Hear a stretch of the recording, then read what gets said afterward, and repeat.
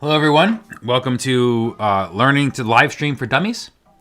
Welcome for joining us tonight. We are trying new things and still failing, so we're working on it. We're going to make this work one of these times. So either way, we're going to get some painting done. So welcome. Thanks for joining me. My name's David Lozeau. If it's your first time checking out the stream, but we're going to do some painting tonight.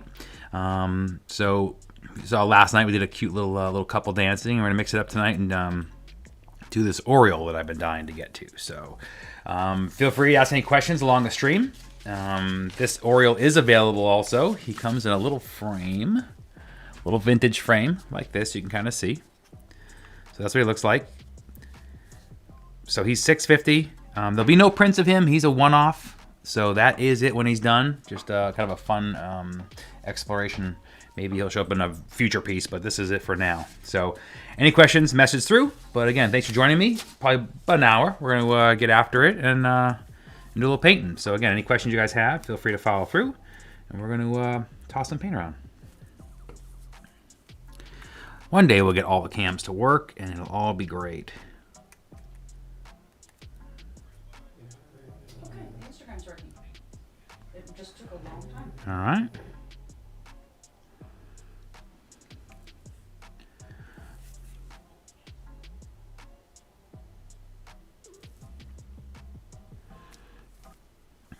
I changed the color on the fly because I don't think that it is very correct.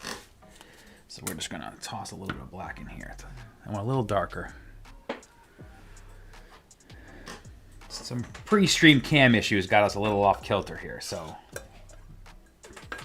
feel free to fire any questions while I cover up I think we can start now. Yes, I think we're officially ready to start. Mark Sox is saying, is it me or did time start over? Yeah, time started over. Melissa said it started. Yes, we get it, everybody. We are shitty at this. Melissa said, hi, David, Mel Marcom from Instagram. Oh, now we know it's Melissa.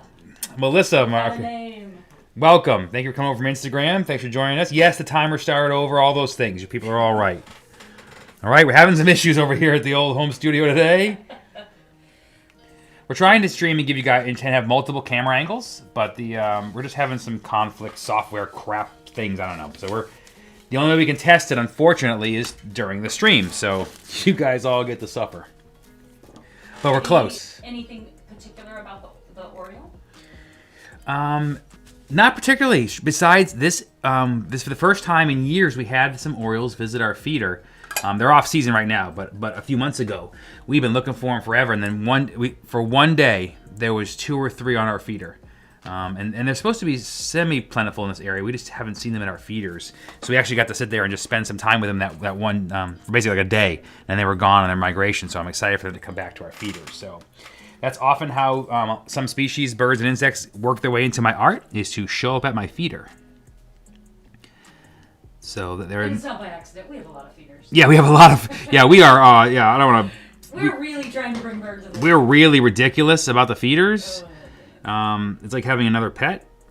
So we strongly encourage them to show up. So we were just really excited for them to show up, and then so that's kind of how they worked their way into the piece. They're not really harbingers of death. They're not, the normal things that work their way into the studio. But we've done cardinals, we've done sparrows and finches, and Can you pull the piece down a little bit? piece down a little bit. Yeah, just so Instagram can see. Yep. All right. So Melissa says, get it together already. Yeah, I know, Melissa. This is. It's not as easy as I thought it would be. Everything was going great, and then we tried to get fancy, and now we've just killed ourselves. So. You got a fancy additional camera. And yes. It's ruined everything. The fancy additional camera has ruined everything. Everything is wrong now. So you don't get side cams. Yeah. No fancy new cam. Of course, the dog cam still works, so that's suspect. But yeah, that never seems to go out. Oh, let's see what we got. Since we're talking dog cam, let's see what we got. Oh, sleepy. Martin says hi from Arizona again. Hey, Brent, thanks for joining us again. Hopefully the feed will be as crappy. Carol Kumaro says good evening. Hey, Carol. Thank you for joining us also. Teresa says, had a sparrowhawk show up at my feeders 2 weeks ago. Wasn't a pleasant experience. Oh, boy. I have no idea what that is. Oh. What's a sparrowhawk? I don't know, but it sounds like it eats sparrows. Does it sound awesome? Not if you're feeding sparrows. No. Oh. Yeah, He eats sparrows. Yeah, he eats sparrows. He's No. not a type of sparrow. No, he's not bringing sparrows to the party. Yeah, that's a bummer. Oh, and we have sparrows. Oh, that would be devastating. We had a huge red-tailed hawk. I was painting here in my studio alone, and we have feeders. We also have a small bird bath right outside my window, and the hawk landed, on the bird bath, shaking side to side. He was just a huge bird for this tiny bird bath, and I couldn't even stop myself. I literally yelled out "hawk" and scared it away. But I was so surprised by it. But he also is one to rob the feeder. He hasn't ever come back when there's birds there. We've seen him on the hillside munching, but that'd be a real bummer to be the buffet bringer.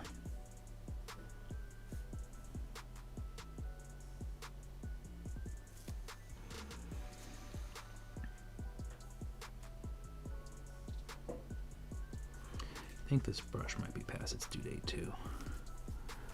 But I'll paint 10 more paintings with it first.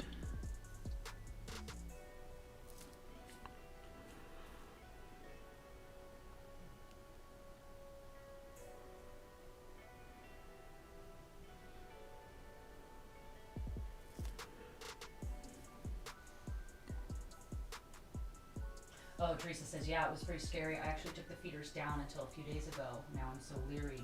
Oh. Yeah. Terrible. Mm-hmm. And some of those birds, those predatory birds, once they know you have a feeder, we had a koi pond years ago, and Erica came out. We had it all full of koi, and Erica came out to an egret just sitting on the roof, Waiting, yeah, and then a dead fish, a koi on the ground. Bodies all over the ground. Yeah, it was kicked the crap out of it. Yeah. Oh, I was horrified. It was terrible. You work so hard to bring these things in, and then things like, oh, thank you, but And that's just rude to sit in camp like that. You're not even hunting. You're just like buffet. Yeah. And like that. Oh, that made me mad. And egrets, once they know you have a spot, you basically have to get rid of your. Once they know, they'll just come back. So you almost have to get rid of your whole setup. So that's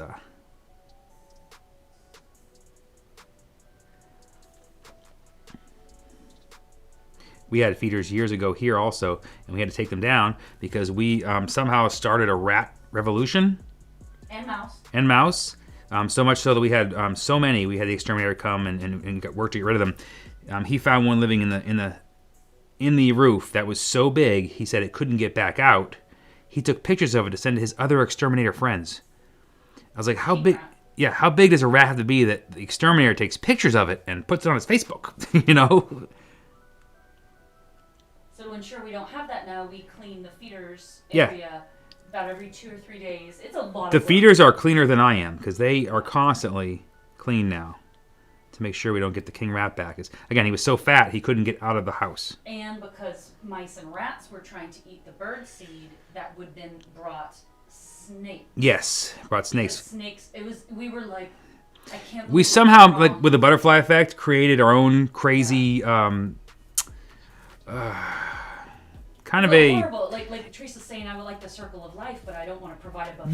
Yes. We created the Thunderdome. Is what we did. We made an animal Thunderdome, and basically, it got really out of control. Yeah, because we know the seeds are going to fall to the ground, and we have a lot of ground feeders too, but they weren't doing enough work, and so now we have hoops to catch the seed.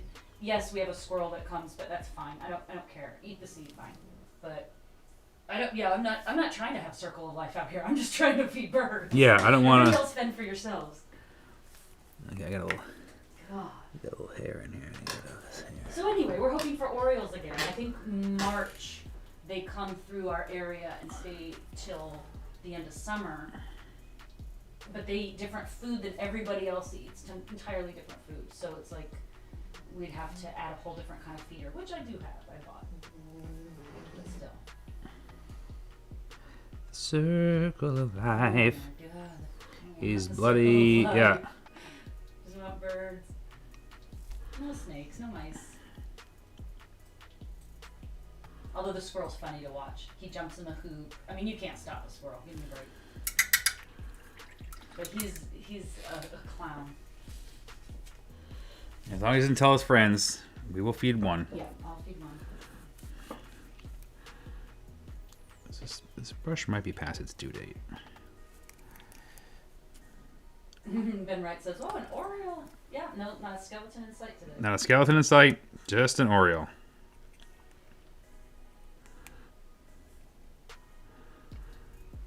I'm a huge fan of botanical and animal illustrations from a science point of view, like some of the old illustrated books from the 1800s, you know, and even now I follow a couple science illustrators. I just find it just a neat throwback and just a really beautiful way to capture some of these birds.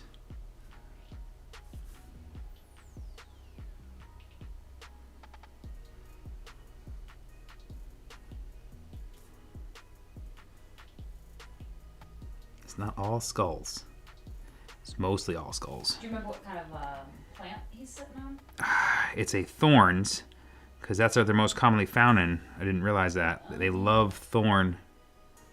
This is an orchard oriole. You know them as you know, the Baltimore Orioles is also an orchard oriole, but they're most commonly found in the thorn bushes. Maybe that's why we're not getting the Orioles to hang out. We're not kind of we're not as thorny as we need to be. In the right environment. Yeah. Teresa's reading the captions and it came across as Oreo. Mmm. We love Oreos. Yeah. Next painting, Oreos. I think that still works for the feed. Yeah. It works for us because I do love my Oreos. Can't even imagine the closed captioning. Weird lady says Oreo again and again. Sound of cam breaking.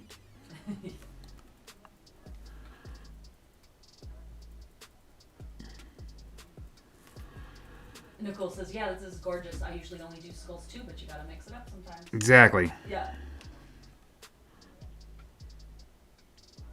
And when I mix it up, it usually is always animals. I just enjoy, I think, just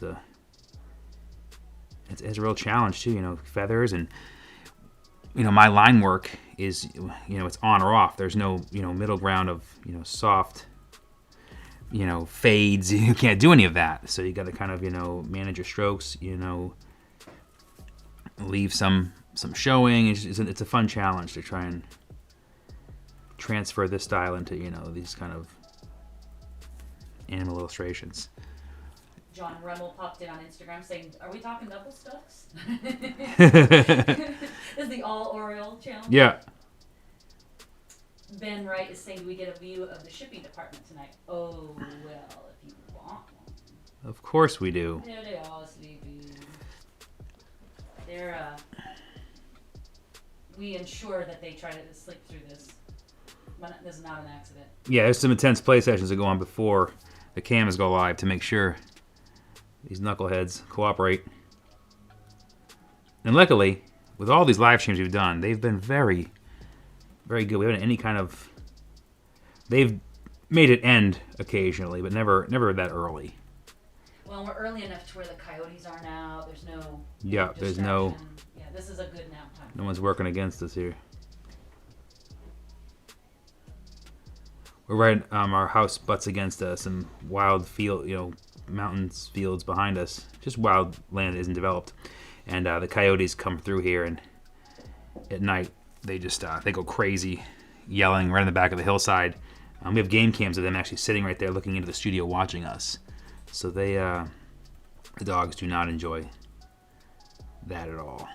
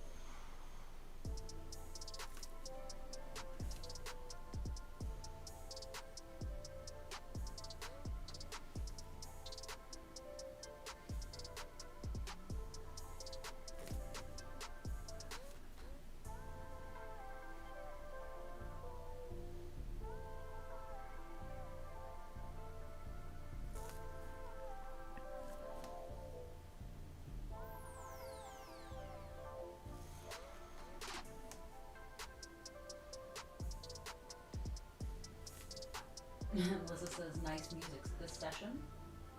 Thank you, Melissa. To mysterious trap mode today. Ah, mysterious trap mode. Yes. We take our music very seriously here on crappylivestreamers.com. We can't live stream for crap, but... Yeah, we could pick a playlist, but we can't live stream for crap. Or you can watch the captions and get a whole different view of what's going on right now. Yes.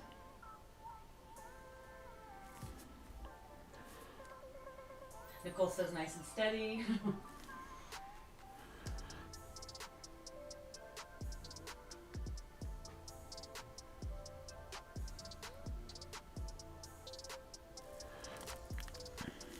This is a real challenge from the hummingbirds I painted the other day. Because hummingbirds have a very defined feathers. And geometric. yeah, and Orioles have a much more, a style that kind of lays down, but it's much more integrated, kind of. There's whole shapes to cut out for leaves. You get some, like grain, I would call it, like wood grain, basically, feather grain.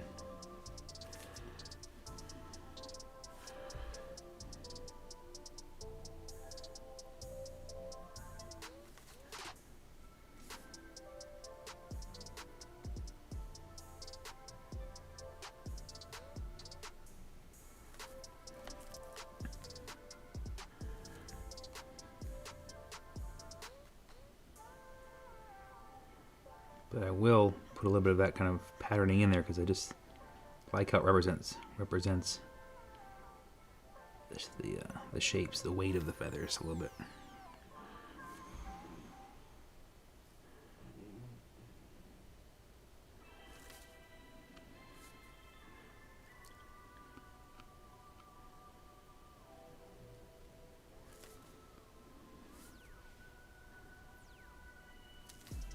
Oh, Ben says, fell in love with your work when I saw El Mecanico in D-Wrenched magazine. And then when you did the cover art for My Boy's 500 Miles to Memphis. Oh, yeah. We have several of your prints around the house these days and love live stream. Keep it up. Oh, that's cool. Thank you, man. Yeah. Yeah, 500 Miles that's a throwback. Yeah. I really enjoyed Yeah, they're still in my playlists.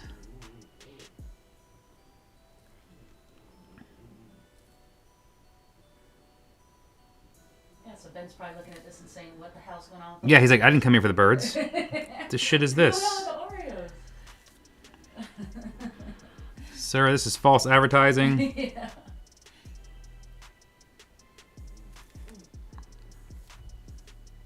Scotsman Lizard over on IG says, love your birds. Looks really cool. I love the details. Thank you, Scotsman Lizard. Appreciate it. Thanks for hanging out. Yeah, it's just a fun, again, I enjoy the mixing it up. I enjoy just the patterning. It's very therapeutic in that way.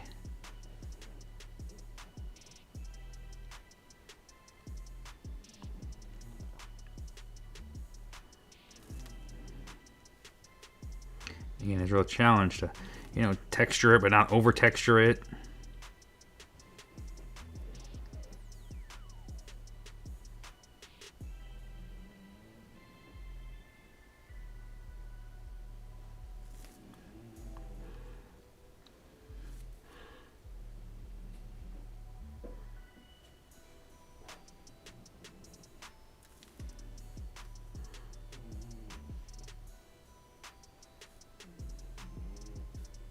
Designer Jake over on Twitch says, I really like the style. Hey, thanks, Designer Jake. Appreciate you joining us on Twitch. If you're on Twitch, then you are probably 70% of my following on Twitch. So thanks. Appreciate it. Holding it down. I'm an up and comer, man.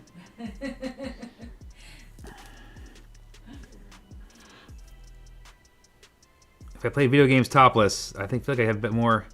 You should try it. I should try it. I'm just not. The Twitch demographic seems to elude me, but. So if you're watching, we are on Twitch, we're on YouTube, we're on Facebook and Instagram. So whatever works best for you, feel free to hop over and check them out. On YouTube is you can watch all these. We save them all and upload them, so you can kind of see past ones. You can see time-lapse videos. Like and subscribe. So check them out. If you don't like the stuff, then hit the thumbs down button twice. Eddie says, looks beautiful. Thank you, Eddie. Appreciate it. It's funny. It is a much different feeling than painting. So last night's piece, if you guys missed it, I painted this. You're still on the table. Painted this cute little couple. It's gonna be a lot of focus, but you can kind of see. Pop it out of there so it's so out of focus. And these have controlled lines. I know where they're gonna go. There isn't the constant worry of too heavy or like there are with this bird. Like there's a lot of extra, just things going on in my head that don't go on in my normal painting. It's funny it's a good workout almost because it's definitely like I got to use, I would say short, more precise, smaller strokes to render, to keep that fluffiness, to keep that feeling, that softness. If I use the heavier single lines, it just becomes like I'm outlining a bird. And is it also, you've probably painted 10 birds, right? Is it just a sheer matter of so familiar with skeletons now that you don't have that familiarity? Definitely. Birds, like right? If you did more. This feather texture on this bird here is somewhat unique. It has elements of other birds I've painted, but it's very unique, so I have to find kind of a different way to do it. So I'm kind of doing to break it down. So if you we'll get into it here. Modeled. Yeah. So basically, I'm imagining here's a little like the scale almost like a scale of feather, because they kind of go in like that. So I'm outlining the inside scale, and then I'm kind of adding the depth, because the feathers are black, but that's the highlight ring that you're seeing at the end of it. So I'm kind of basically Well, so you're saying I've never done this before, so this is forcing you to completely. Oh yeah, find it. Yes, go through my texture library in my head of things I've rendered that might be similar to this, other birds, other textures, and basically kind of make up on the fly what the texture for this is. Some things are standard, like I've done hundreds of plants, so I kind of have a book in my head of how to render them accurately and render some of the textures. But some of these feathers are. Like this front chest feather will be a challenge because I don't want it to be super dark. I don't want to super outline them, because against the light colors, it really contrasts and makes it kind of blocky. So that will be a real challenge to figure out when I get to that point. And in my head right now, I have no idea how I'm going to do that. That's kind of like we'll figure out on the fly and solve that riddle when we get there. Yeah, Nicole says it's always nice to give yourself a bit of a challenge, and you're nailing it for sure. Thank you. Melissa's asking, can you zoom in for a second or lift the painting up to the camera? Just to kind of show a little closer, since we don't have our. What was the name? That's Melissa. Melissa, I'm sorry. So Melissa, I have a locked focus right now to make sure it doesn't fluctuate with my hands. So bringing it up to the camera is just going to make it fuzzy. Oh, will it make it fuzzy? Yeah, but go to the side cam. We don't have a side cam. We have me. Oh, you have you. How's that? Crappy. Crappy? Yep, can't see a thing. Awesome. It's terrible. Okay, so what we'll do is normally the other cam would be your up close. So I apologize, we don't have that yet, but. I will post an up-close picture of this as soon as we're done. Ben says, do you or did you ever do pinstriping or sign painting on hot rods?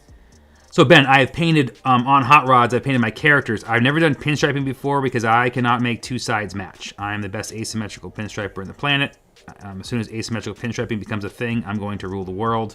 But until then, I can never make a match, and I'm not in that world. Those guys are just mutants. I think it's just a crazy science. I love to watch them work. I have tons of sign painter friends and airbrush friends, and it's just a different part of the brain I don't understand.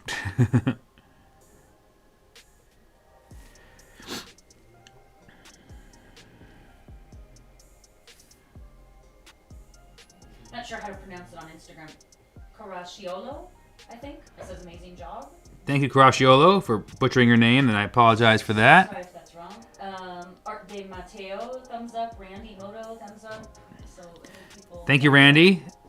And Matthew says awesome work, love it. Thank you, guys. Appreciate it. I know it's not skulls.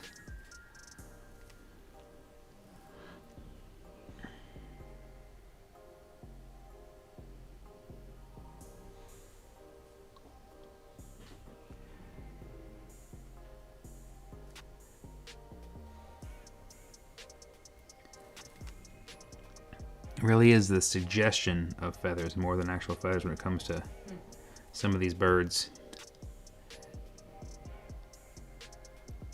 But yeah, if you just did skeletons, I think people ask sometimes why would you switch it up like this?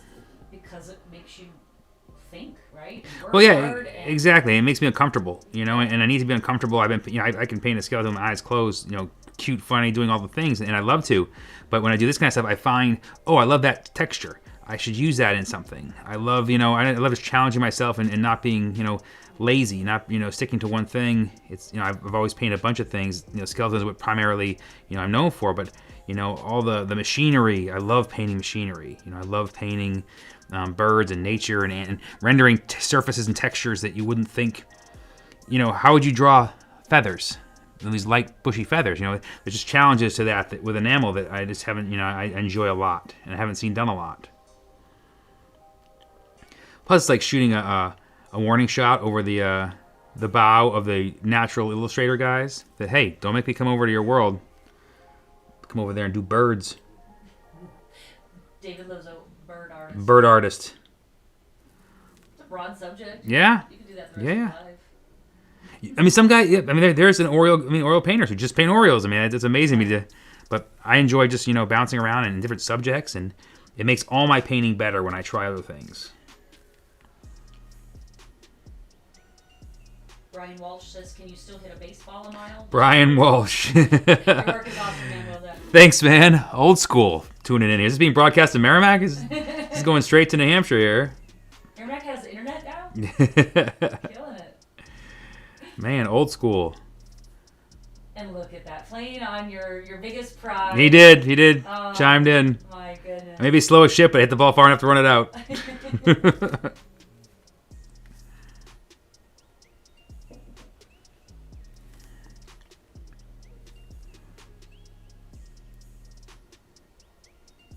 It's funny because I doing live demos. I've been asked, to do, graffiti as a kid, and I was always like, I was just too slow to run. I never even contemplated doing graffiti because I knew it'd be caught. They'd be like, it's a guy waddling away over there. Ah, damn it, caught again.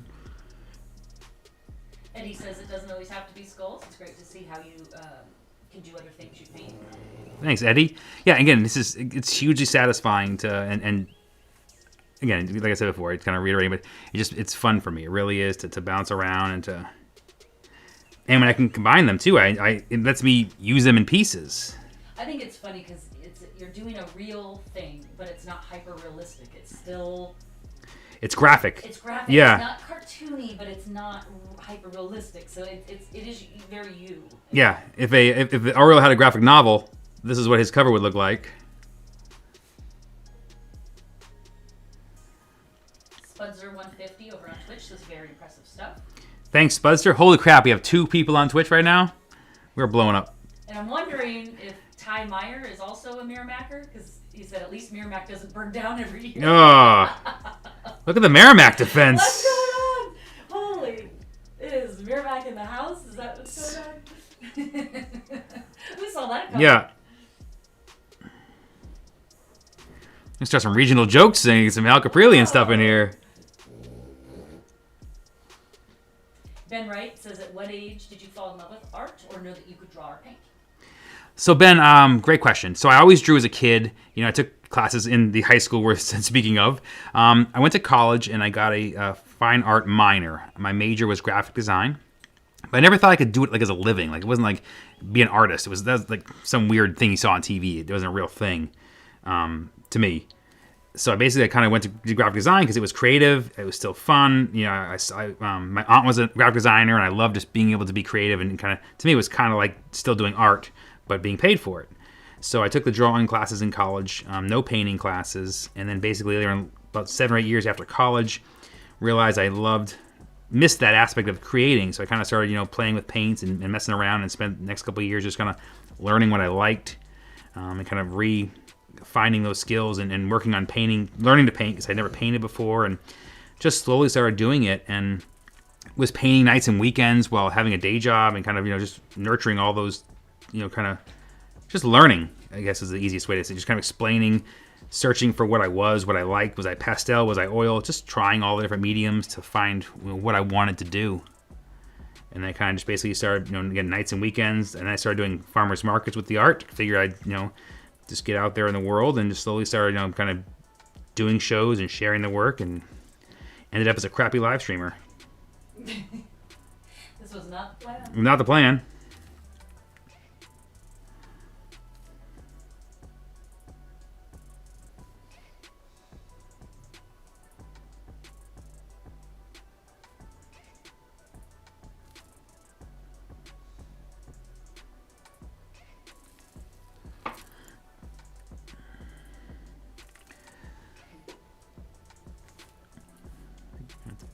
So the difference with doing a bird too, so it's like you go in, you add some detail, you step back, you go back in, darken. Yes, go back and forth, much more than normal. Exactly.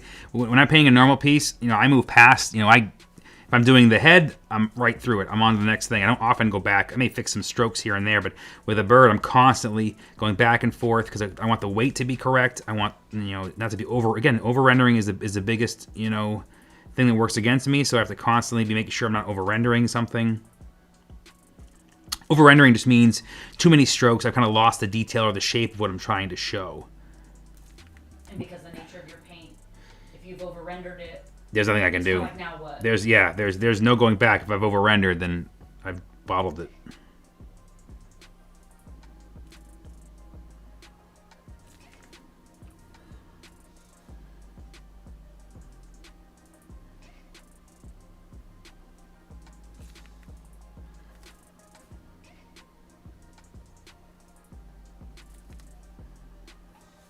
Nicole's asking, have you found that skulls limit you in any way? I find a lot of the older generation, quote unquote, likes my art, but not the skulls aspect. Great question, Nicole. And yes, I know for a fact that I've lost, commercial gigs because it's hard to do skulls. I've also gotten them because I do skulls. It's one of those things. It's just, if I was just a bird painter, then nothing can limit you because no one's against birds. No one's like, oh, fuck, damn birds, But it's not everybody's cup of tea. Exactly. Someone that came into you in the hot rod scene, they might be like, oh, good for you, but this is not what they want to see. So doesn't everything limit you? Yes, everything limits you. This is also probably the older generation does have commercial, implications, and they're always going to have a tougher issue. And I've been nervous of that reaction. I've done a Vietnam piece, and I was, it was for a particular person. But I wasn't sure how the rest of the world would take it, how those guys would take it. The last thing I would want to do is, make something that they thought I was making fun of it or in any way, more trivializing it or, and I always worry about that, with that, when I'm doing a piece like that, when I'm not there to explain to someone what it means and what Day of the Dead means and why I'm doing it. So it does have a challenge in itself. I've luckily had very positive responses to that piece from that demographic, which I was just so pleased about, but I didn't know going in if that would be received that way. But also live painting for all those years, you heard old people walk by. Oh yeah. Snicker, laugh. Yeah, I've had old people walk by for years, and say things negatively, and I would call them out when it was overly negative. But things like imagine waking up to that in the morning, you're looking at that art all day long, that because that's the generation, and I get it. I get the sheltered, sad reality of that religion, of that existence. They don't know. Again, in their lives, skeletons were just something that was on a poison bottle. It wasn't an art form. They don't understand Day of the Dead. They've come a long way, and because of movies like Coco and Book of Life, that generation's being educated because their grandkids are watching these movies, and they're seeing them too. So it is a big turn in the last 10 years for that, and I'll be the first one to admit I was impacted by people understanding what that is now. But definitely, I for years heard that kind of snicker remarks and that kind of stuff, and it's. But I understand it. I don't take it personally, and to me, is it limiting? Yes, but you also know when you find your crowd, they love it. I started my career doing hot rod and tattoo shows. They always got it. Yeah. Whereas this wouldn't fly there. Yeah. Literally. Yeah, this would not be. If I was painting this a tattoo show, they'd be like, oh, it wouldn't matter. I would get the same kind of brush off that I would get, painting skulls at an AARP convention. So isn't maybe your overall advice of it is, in your opinion, better to paint kind of anything and everything? Don't limit yourself because there's crowds for everything. There's crowds against everything, right? Yes, exactly. You can't paint what you want to paint and then just find out where your crowds are. There's always going to be someone who doesn't like it, and it's just the way it is. You can't please everybody. It's not going to work out.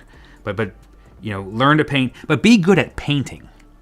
You know what I mean? Like this. Or try. Yeah, try and get good at painting so that you paint your style, but you can do other things to express yourself in other ways, like birds. I could paint birds because I painted so much. I painted so many things. Paint a variety of things. Learn how to paint what you want, what you love, but don't be afraid of things that you've never painted before or aren't in your subject, or try and tackle it all. Because what if you're the best Oriole painter on the planet? And you don't know till you try. Carol says 64, and I love to have all the skulls in my bedroom and living room. There you go. See, Carol. So Carol, take her number. That's your demographic, and again, they've come a long way. This exposure to skulls over the last 20 years has changed a lot.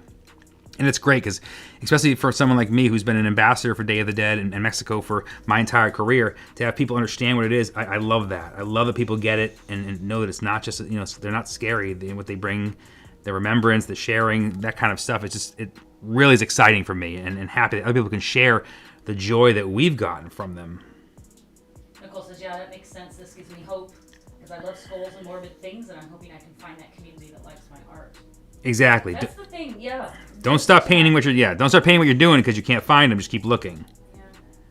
But it takes a while, to find where they're at. But again, I've done formal art festivals, and there are skull people there. My whole career, the last 10 years, has been on the road doing art festivals. Although, especially at the beginning, you got rejected. Oh yeah. From many fine art festivals or fine art shows because skulls. Yep, and that's where the skull difference versus bird painter difference comes in. I was rejected from a bunch of shows years ago, and still occasionally. Oh, for perfect example, what's the show up in San Francisco? Let's call them out. What's the show? The show in San Francisco. The festival there on the island. The city won't let us be in it. Oh, not Sausalito. The Half Moon Bay. Oh, the Half Moon Bay. Half Moon Bay. Sure. So the Half Moon Bay and the promoters, it's not their fault. It's the city's fault. They have said that my art cannot be there. They have the final say in who gets to be in that festival, not the promoters, and they decided that the skull art will not be there. So that's just the way it is, and that's something that that's kind of like what I face that a bird painter wouldn't have to deal with. They're not rallying against birds. No. So there's ups and downs to what you paint, and that's I've chosen this line, and that is what it is. And I'm not gonna start painting birds to get into a show. If you don't want types of art, then I don't want anyone censored like that. I think that's a real, for the community to be involved like that. I understand pornographic art and stuff. I get it, but this isn't. If you can't it's even not violent or sexual or overtly offensive or something, then who are you to say? Exactly. You're voting on what you like, and that's where that older generation can be a hindrance when they're on a board of power, and it's your opinion, like you said, not something that's provable. G-Tel Tiki over on Instagram says beautiful detail. Thank you, G-Tel Tiki. Appreciate it. Ben says, do you ever just mess around, play with coloring books, crayons, colored pencils, markers? So Ben, great question. And I do mess around. Most commonly these days, I mess around either with my brush pen, something similar to this kind of deal. You can't see it, but I've drawn little cats overlooking this bird above here. So you can't see that, but that's what's going on here. Or with my iPad. My iPad has become my sketching thing. It probably takes more of my sketches than it should because it's just fun and easy and free, and I can really work on things and adjust them. And if I want to keep it and turn it into a larger painting, I have that ability. Those are, for me, my most freeing kind of, When we used to travel back in the days when people could travel, you had various pens, right? Posca pens. Oh yeah, when we travel, those days we used to do that. I would travel with a watercolor block and do some pen and ink stuff. I love that, being on planes. I love to travel, and that was kind of what I did. I bring my sketch stuff, and it kind of gave me, those long waits on flights, and because we tend to fall asleep early or get up late when you're in a foreign country, the time's all off. So I would find myself drawing a lot, and that's kind of been my go-tos. Someday we'll do it again. The world won't always be on fire. Good questions. Again, thank you everybody for joining and hanging out. Appreciate it. I promise we'll get that cam fixed so you guys can see what shit's going on here. And I'll stop the profanity in case there's kids watching. Kind of a jerk. Faith over on Instagram says, I love everything you do. We discovered your art in Arizona, and we shock people that we like skull art. Well, thank you, Faith. And that's the thing, too. It's not like we love skull art. Yeah. Right? You know what I mean? I don't like a lot of people's. I don't like a lot of skull art. I love Day of the Dead, and that kind of stuff, and not just just skulls. I have a skull collection. I have human heads. There's other things in here that I have that I love from the stuff, but I love the story of Day of the Dead more than just simply skulls, and it's funny people understanding that. But I find that I could tell right now that your house doesn't have white walls. There's just things when you're open to different types of art like this. You're open to all different forms of expression. If you don't like skulls, you probably have white walls. It's the simple. That's a very generalization. And most people have white walls. I know, but I'm saying you're open to the color. You're open to louder colors and taking chances. And I think it goes back to that that formalness that they were all taught, and expression and being expressive, and loud colors and bright imagery and strong imagery like skulls. I think it's just an opening eyes. And again, I feel like it's so easy to recruit people. And I love when someone sees the art and goes, wow, I didn't like skulls at all, but I like these. I never thought of skulls as art. And that's always super heartwarming to me because I've like won another person into the club. Like I converted them.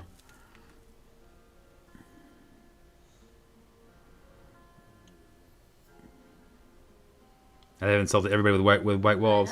I know. I'm a jerk. We've talked about that. You are just so against your white walls. See, and Faith says I do have white walls. If you saw our house, you would understand that there is not a white wall to be seen. It is in your face. And there's human heads when you walk inside the door. There's human heads, so maybe you're not a good person to say. Okay, I don't know anything. I know that. No. As long as you know that.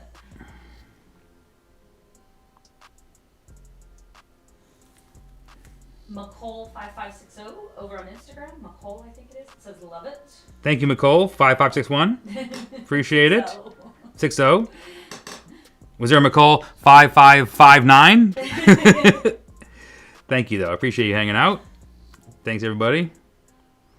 If you have white walls, I apologize again. Oh, you offended. Don't listen to me. I don't know shit. The majority of the world. I know. Live, laugh, love. I blew it. Here's to give you some insight. Whenever we've done any house hunting, if he sees white walls, he immediately flips out. Flip out. It's like, this is going to be bright green. Yeah, exactly. I'm going to talk. My walls are bright green. My bedroom is bright orange. And there's human heads. Nicole says, we collect art also, and it is not your average walls here. Oh, you should see some of the art we collect. We'll have to have one day where we just show the art collection. Ben says, I have a tattoo of Viva Evil. How do you feel about people getting tattoos of your art? Well, now, Ben, I think you should send me a bunch of money because you just told me you have it. Cut off that body part. Yeah, I reclaim the body part. So in your will, you have to send me your skinned arm. No, Please don't do that. So my work as tattoos, strangely enough, was something that happened from the very first day I started showing the artwork. I mean, it was amazing how early. How it read to people. Yeah, it really has read because of the line work. It really has read as tattoo work my entire career. I've been nothing but embrace it. I find it just amazing someone would do that. So thank you also. I love it. And again, it's just a neat thing to see out there, and I've always just been appreciative. And people send me pictures so I can check it out. It's amazing. It's one of the things you don't realize when you're doing art that's going to be something that people will do. And it's never not cool. Like, and it's just amazing that that's out there. And I can have a desktop folder now of 10, 15 years of gathering images. It's just full of hundreds of tattoos. Melissa says, any white walls in my house are covered with art prints and alchemy bottle collections. And See, art. you get it. You get it. Yeah. McCole over on Instagram says, my husband loves the Steelers colors. It's a Steelers bird. You're not wrong. Bird's a super fan. Serious.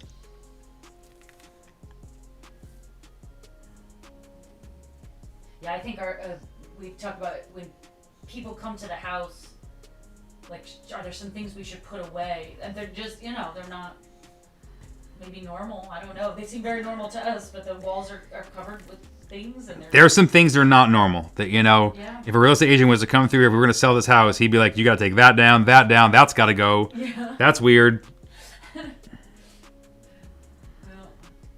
But again, I love that, because if I was in someone's house, and it may not be what I like, but I like when people express themselves in that way and just take chances and make something that's uniquely theirs.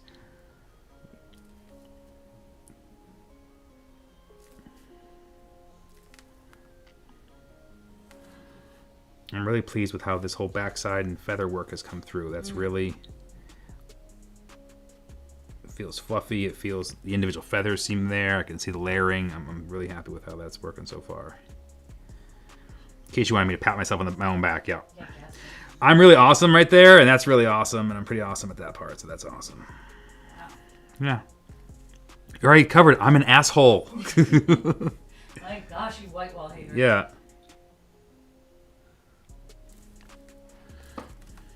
If you're upset, go to YouTube, like my channel, and complain. Like and subscribe and complain all you want. Yeah, like, subscribe, and complain. I'm fine with that. Oh my god. Oh, Josh and Janelle from Tucson say hi. Oh, hey, We're guys. missing you guys at 4th Ave this year. I know. You guys got some snow today, too? Yeah, if you guys are in Tucson, I saw some snow, which was like, woof. Not all that common down there. Missing you guys out in Tucson, but we've been working closely with the 4th Ave, and we are doing the art for this year's Christmas show. So we will not be at the Christmas show, but my art will be there, and we're thrilled. We love the 4th Ave. They've been so great to us for so many years, and I'm really bummed we won't get a last curtain call out there to see everybody. Yeah, she said it did snow. Ugh. Sure they will. Yeah, we got a... What do people call it? Grapple, I think. It's somewhere between a hail and a snow. We got a little bit fell on the ground. And for the dogs, if you guys go to my Instagram or Facebook, you'll see the dogs playing in it. That's the first time they've seen anything like that. So apparently now I got to get a snow machine or something for them.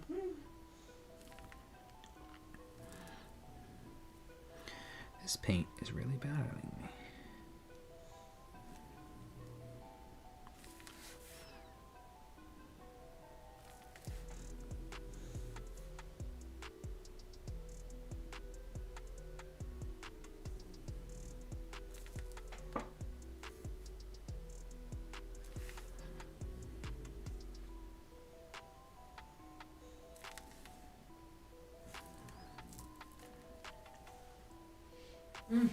Janelle's asking, did the succulent survive? We don't know if the succulent survived yet. We will find out. We'll find out. So far, they look good because I plant them in such, rocky soil to prevent any problems. But when it kind of hailed, even though it was a soft hail, it messed up a bunch of soft plants. That's not normal. We've never had that here. Ever. So that was just, we're all standing at the window looking outside. It was like 8 in the morning. We just got up. We're just standing there going, oh my God. We've never seen like that before. Never seen that happen. We've all lived in snow before, but this does not happen here. We always say we're kind of above the frost line. So we don't get frost. We don't even really get too much rain. This is weird. Yeah. But the dogs loved it. That was cute.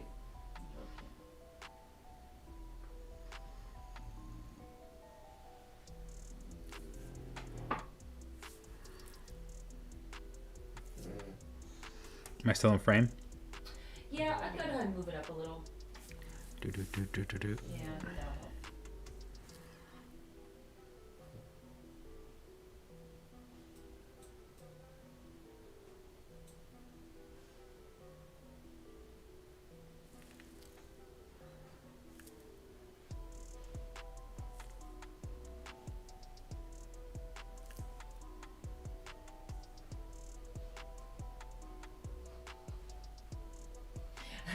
Ben says, my wife is a huge fan of Highland cattle. Aren't we all? The mullet bulls. Oh, we love the Highland cattle. Did you ever consider painting one? I want to own one. Yes, I think you may see one of those work their way into the work. Oh, my God. They're so great. And again, you talk about challenges. That presents a huge bunch of challenge because you got to render that hair but not look like a big floppy mess of hair, and the hair is brown, so I can't overshadow it with a dark color. And it's a real challenge and something I would enjoy trying. Yeah.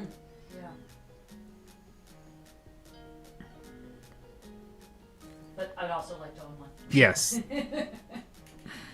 Desperate to have a mini horse. Desperate to have a little mini goat. A mini village. She wants a mini village of many things. Village. I admit I want a mini village. Yeah. But I also want a highland because, oh my gosh. The Beatles of cows.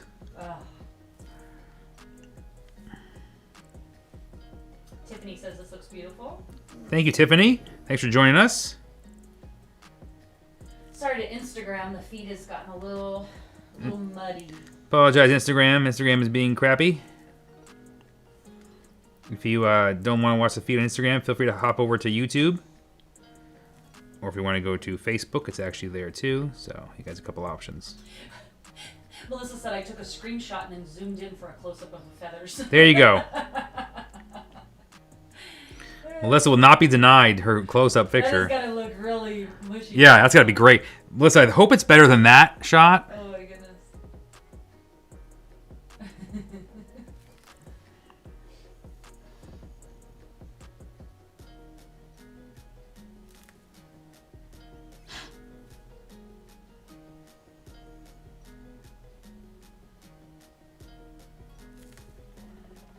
Melissa says she's doing a victory lap. We'll try to, when we post a finished pic, we'll try to get a close-up for Instagram. We'll do or everything. We'll post everything. Yeah, I'll paste, we'll place the yes. Yes is the word. The theme. Yeah. Paul says nice. Thank you, Paul.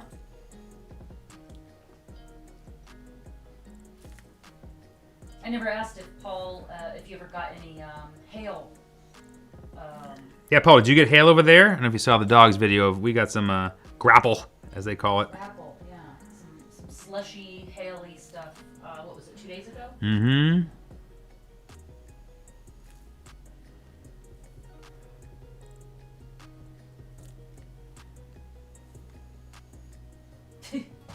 Melissa said, I zoomed in because I just needed to see the texturing of the feathers. You do great work, but you can make a living off of this. Oh, see? I'm hoping this works out. Because I suck at everything else, so this better work out.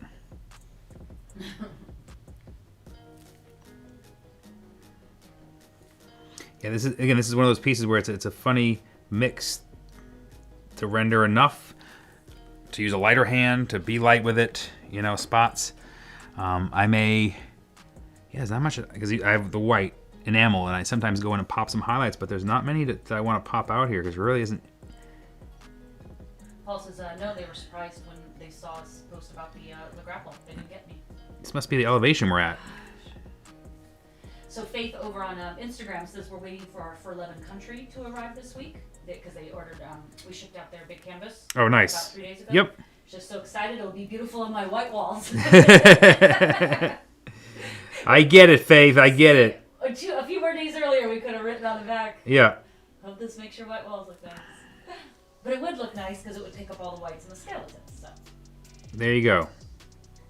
So there, Dave. Ty Meyer says there's always money in pet portraits. And the banana stand. And the banana stand. That's requested a lot, right? For your commissions, that's probably what is comes up a lot. Pets. Yes. People's pets. Yes, people's pets types. Not in a serious way. I just finished a big, huge piece that had 2 pets painted in a serious way, and that's the first dogs I painted in a serious way. So that was really, again, just like birds. And I could do a comedic dog in a second and be funny, goofy, and it's fun. But when you have to capture a likeness of somebody in a real animal in a real way, it was just like birds. It was quite a challenge. How do I render all this fur and not over-render it? You know, how do I capture shapes of the contours of the muscles underneath the fur? You know, it's definitely a challenge on a mostly black dog too. So it was a really fun learning experience for myself again.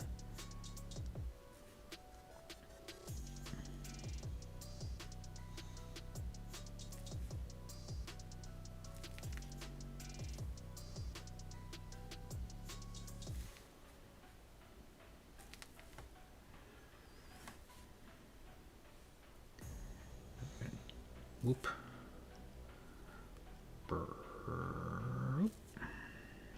It's like picture pages. The sound effects are cool. It helps everything.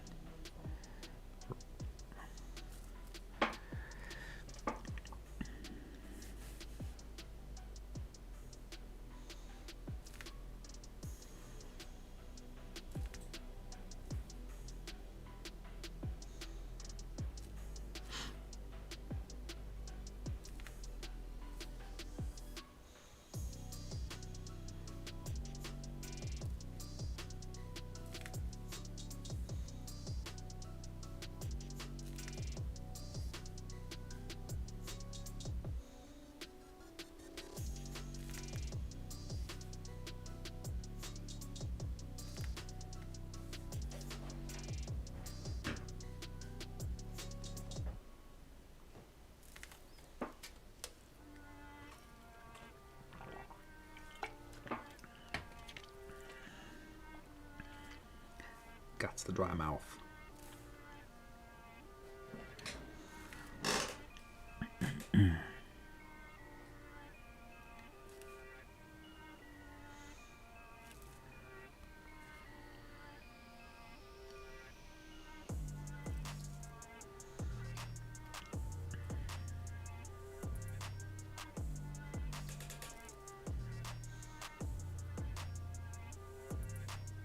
Probably have, what, about 10 minutes left? Yeah, about 10 minutes left. So you guys have any questions, feel free to get them through. If I miss your question, then I'll catch it in the comments below. Again, we're going to try and do this again next week. We try and do it once a week. And I promise you, we're going to try and flesh out this BS with the extra camera angles. So we'll get that sorted. What do you think you'll be painting next? What's coming up? What's painting next? So I have a large, very large Neptune commission that I'm super stoked about. You guys can't see it's over there. But so that's next. That's a big piece. I'll be painting this big serious Neptune in the water, you know, all dramatic lightning and stuff. You'll probably see that in the coming weeks. I have a small, cute little devil couple that's already sketched out in a vintage frame. You'll see that pop up in the next couple weeks. So those are two pieces that I know are coming. So AZ Lotus Art says no question, but Leon and I are just saying hi from Arizona. Hey! Cool. What's going on, guys, in Arizona? Great to hear from you guys. Yeah, she really worked hard through the pandemic. Yeah. Congrats on really getting together the pandemic and love the stuff you're doing on your channel. Very cool. Nicole says, are you using enamel now or acrylics? So Nicole, this is enamel that I'm using now. So the background was acrylic. All the colors are gouache. And this is enamel that I'm doing now, the dark line work. So that's what the whole stream has just been, the dark line work. If you go to my YouTube channel, you can see some process videos of the entire thing. The gouache going in and the enamel on top of it, so you can see the difference. But this is the enamel part I'm doing now, which is the most unforgiving. Like I said, you make a mistake, that's just how it is now. That's your world. But the reason I use enamel versus acrylic for line work is because I can make long skinny strokes and it's completely opaque. Unlike acrylic, which tends to be need multiple strokes. Ben says, I played t-ball for the Orioles, so I've always been a fan. Why did you pick it tonight? So Ben, the Oriole snuck his way into my piece by showing up at my feeders before this season. I have a feeder right outside my window, and he's one of the few birds I had not painted yet. And he had showed up outside the window of my feeder for about a day. We had 2 or 3 of them, and then that was it for the whole season. So I wanted to kind of capture that and paint him, because I've done a bunch of birds, and he's one of the few birds I have not done yet. We also realized I haven't done a hawk yet either. Well, and I was just going to say that we have 3 types of hawks. Yeah, we have 3 types of hawks here. Trees above, so I'm surprised you actually have. Yeah, red-tailed, red-shouldered, and Coopers. And kestrels. And kestrels. Hawky, right? We also get turkey vultures, but I'm not sure the turkey vulture art world is really a big niche. I'm not sure the world's ready to be banging out, because I think it's the coolest of the birds. So it's an acquired taste. But the Orioles, actually, that was a funny story, because remember, we had Oriole food out because they were in season, and we didn't get any Orioles, and we're like, well, oh well, this didn't work out. And we put the Oriole food away, and then we looked out the window a few days later, and there were 4. Yep. Right? 4 Orioles? Yep. 4 Orioles up and down on top of the cage eating the stuff. Right where we took the food away. And we're like, no, we gotta put the food back. Like, I can't believe this went so wrong, and we've never seen them again. No. So we're gonna try again this year. We're not good at like stuff.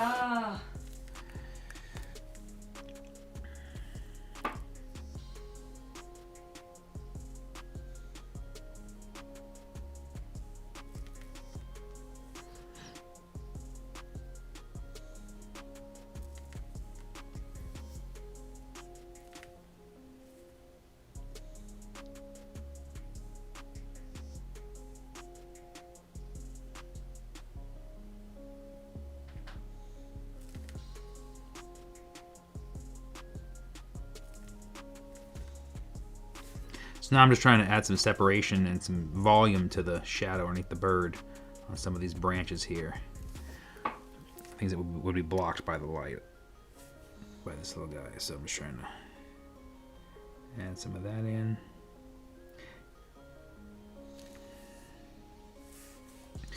Again, put on 10 minutes here of a little small stuff. So again, get your questions in and we'll tackle them. Ben says, thanks for answering all the questions tonight. It's been awesome. Come to Kentucky when you're ready to paint turkey vultures. We have plenty. I think they're fun. I'll have to do that, Ben. I was out in Kentucky 2 years ago. I did not get to paint turkey vultures, so I feel like I missed out now. Drunk college students. Yes. I just don't know if anybody would care to see turkey vulture art. I'll just do Google search and see if there's a whole forums for it. Ty says, thanks for streaming. You're doing great. Hey, thanks, Ty. Appreciate it. It's going to get better, Ty. We're going to get more. The camera angles are going to get back up and working.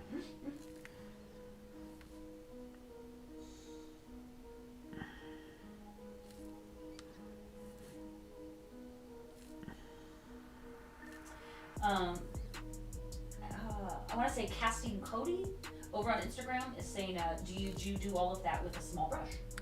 Casting Cody. So I did all the enamel that you see here that I've done tonight with a small brush. The background was done with a big 2-inch brush. It's way over there. I'll show you. Same brush I've been using for 12 years now. And then all the color inside this was done with 2 different sizes of round brushes, basically a 2 and a 4. Just synthetic golden tacked on round, basically kind of like the normal paintbrush shape you'd imagine, like a little teardrop kind of shape. So I used a big. What was the background? A big 2-inch flat brush for the background. With acrylic. The gouache was done with a 2 and a 4 synthetic round sable, or golden tacked on. And then all the enamel was done with this pen here, this brush here. This is the brush. The piece I just did was 8 feet by 4 feet, and this is the same brush that I did that with. Which is what size? This is an 05. An 05 synthetic liner brush. So it's basically as small as you can get in a liner, script liner. Nicole says, thanks for answering all the questions. I'm so glad to have found you. I love your style for sure. Can't wait to see more from you. My husband loves the prints I got him from your site. Looking forward to adding more to our walls. Have a wonderful night. Thank you so much, Nicole. Welcome to the art again. I appreciate you being here and hanging out and asking questions. And we'll do this more. And keep painting skulls. Okay, whatever else says, paint your skulls. You do what you want. Your fam is here. No, so we'll be doing all kinds of. There'll be skull painting here. Don't worry. We'll be back to your regular scheduled skull programming very soon. You move the piece to the left just a little bit. Mm-hmm. That enough? Yep. And what we'll do for the next stream, if we can't get that other cam running, we'll go back to our other setup with the side cam. Yep. It's nice to be able to just see the little stroke. Yeah, you're missing all. I love the side cam better than the overhead cam because you see up close. So we'll get that fixed. We'll fire our tech department. Get a new tech department.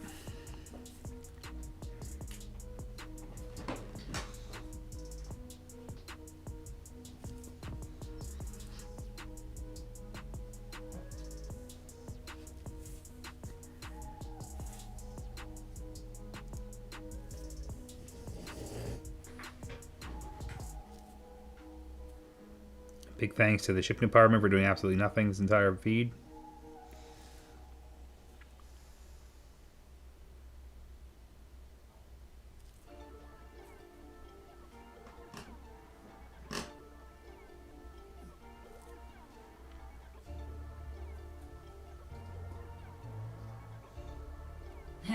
Ben says, first last question, I need to hear your thoughts on Bob Ross. Oh boy, we're strapping. Bob Ross is the first person who taught me to paint. He's the first person I watched paint that showed what painting was. I did tons of Bob Ross paintings. I could still probably bang out a wet into wet in a heartbeat. Maybe that'll be one of our. We get the stream up and running. We get enough people, we'll do a live Bob Rosser. Mm-hmm. But no, I love it. I think he's great, and I think he's alone. He opened the door for people for painting, took away the mystery, and let people try painting and experiencing art. And I can never fault anyone who does that. So I've been a huge fan. He's a big, important part of me becoming a painter. Learning about it and loving it, and Happy Little Trees my whole life. So it's been he's in my bio. He's been part of the art career since the beginning. Again, he's the first one that I saw paint. And if you follow, you'd be thrilled. If you know Bob Ross recently, he's got some wins. His work is now in the Smithsonian. I believe 4 pieces of his are now hanging in the Smithsonian. They recently uncovered all of his originals also. They're just stored in the company that owns the Bob Ross name brand that makes his paints and stuff. And they have them all there, and I'm hoping they'll eventually sell them so they can go for charity. I think they're sitting on a gold mine of pieces, and I want to see those out in the world, and, I'd like to see if I can score Bob Ross. Mm-hmm. That would be fun, wouldn't it? Yeah. So... There's a lot of them. There's a lot of them. So in case you didn't know, here's some background data. Background facts. He'd paint every piece you saw in the show. He had already painted twice. He'd paint them twice to make sure he knew how to do it, and he could get it done in half an hour. It was filmed in a studio that was actually just a little house. The little NPR was so small, or PBS at that point, at that station he painted at, it was just a house, and that was a corner of a room, that whole studio. But he'd paint 3 paintings, and then the one you saw on TV would be the 3rd time he had painted that piece. Did not know that. Mm-hmm. Full of useless. Eddie says, how about some owls? I love owls. And I like how this pops. Oh, Eddie, I love owls too. And we've done owls. We've done 1 owl already. Yeah, there's one. If you search the word owl on the website, yeah, there's really only one, I think. There's only 1 owl we've done so far, and I'd like to take another graphic stab at him in a more graphic-y, part of a warrior kind of way. I think there's some neat stuff there. I love the horned owl. We have those here and behind me in the field too, so they often will work their way into the paintings too. So yes, I think you'll definitely see an owl come around. They're just so awesome and majestic, and we have a screech owl box here, and they've been nesting in that for a couple of years now, and I get to go out there and watch them with my night vision camera, which is so awesome to see them in there. And they've had a clutch 2 years in a row. We have a horned owl who also sits in the same area, so they are, again, part of our back area, and that's how paintings get done. These things sneak their way in.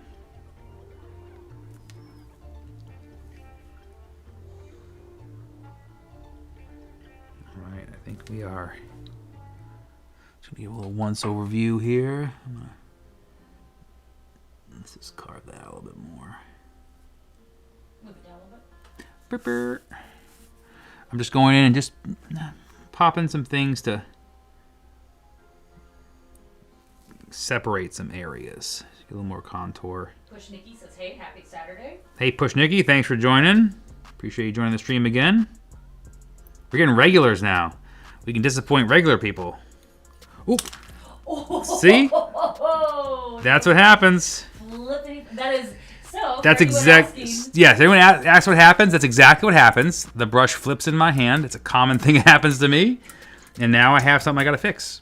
What do you have to fix? What happened? So you see the splotch here? Luckily, it's actually fallen in a tremendously easy area to fix. No, where's I can't see. So right here, Uh-huh. there's like an extra 1/4 inch or 1/8 of an inch sticking out. Okay.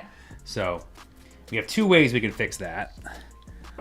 Now you're all watching it, but all the pressure on and fixing it. Need to see. Yeah. So I'm gonna. So this one and we're we gonna. get to see you wearing pajama bottoms. They get to see your pajama bottoms too. Little checker pajama. I do not dress up for this feed, everybody. This is what you get. Saturday night. Yeah. Large I'll be in bed in 2 hours. No. Okay, so what we're gonna do is we're gonna mess up right here. We're gonna push that over a little bit. So it's wet, and you're just trying to remove it. Yeah, I'm just sliding it over because it's in an area where I can fix easily. If this was a harder spot, we couldn't fix it. So as long as you catch the enamel fast enough, it's not in a huge problematic spot, maybe you can remove it. Yeah, this is very easy because it's on a completely there's no gouache underneath. That's why I can do this. Let's be clear. If that was on top of gouache, I could not do this. But because as long as if it's on the acrylic, no problem. Yep, I can just quickly go in there and boop boop wipe. And then what's that? What's on that? So I'm using a Q-tip with a bit of paint thinner on there, and now it's gone. And I'll go in and just refix that line. Push Nikki says you need to 86 the red wine guy. If only. There you go. And a little thickness to that. And he says, damn, I was scared when you dropped your brush. Yeah, that happens. It happens every painting. Every painting is, see, I hold it so tight, and what happens is it just flips. Like it just kind of goes underneath, and then it flips around my hand. And it happens a lot. Where it lands, nobody knows. Yep. That's why when I was painting on an easel, it's a little easier because it's like 50-50. It goes forward to hit the easel or just bounces off and hits the back of the brush. So painting down like this, it almost always lands crap side down.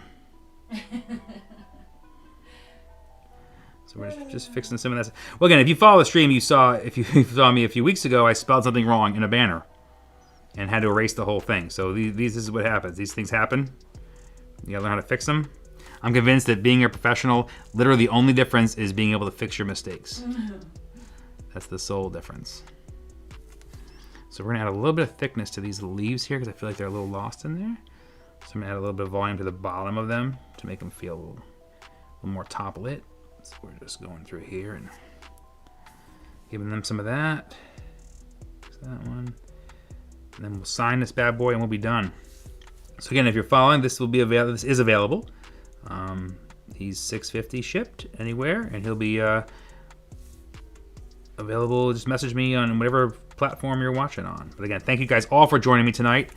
Apologize for seeing my pajama display, and But it matches. it does, and I apologize. I'm giving advice on painting people's houses and their style and stuff, and I'm sitting here in my jammies. But that's the pandemic, man. You get to work in your jammies all day. That's what life is now. So again, thank you guys for joining us. We'll be back again this week, and like I said, we'll either have not sure what we're working on, but hopefully the big Neptune piece. I think you guys will really be stoked checking that out. And it has tons of different. I could probably live stream realistically a couple times because it's so big and so many cool parts of it. So again, thank you guys all for joining me. Appreciate it. Thanks for all the questions. Thank you for making me number 1 on Twitch. But again, thank you guys all again, and we'll check you out next time. Take care. Now the Bob Ross music comes in.